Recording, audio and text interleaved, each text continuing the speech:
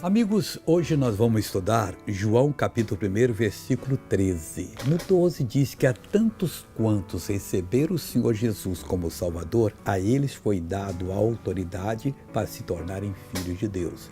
No 13 fala assim, os quais não nasceram do sangue, nem da vontade da carne. Não teve nada que o homem que quisesse, não, porque eu sou mais inteligente, eu descobri, não. Mas da vontade nem da vontade do varão, mas de Deus. Nós que estamos no Evangelho, somos chamados pelo Senhor Deus, preparados por Ele, aceitos por Ele e enviados para sermos discípulos de Jesus, testemunhas da verdade, e disso não devemos abrir mão de jeito algum.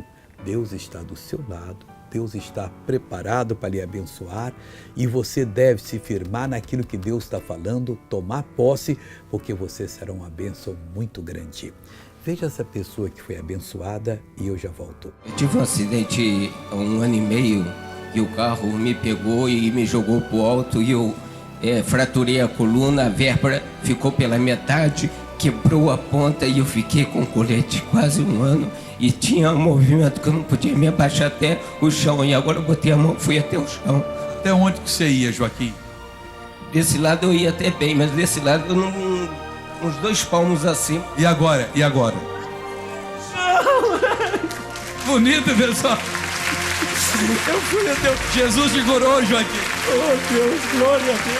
Que bonito. Agora eu quero orar com você, Pai.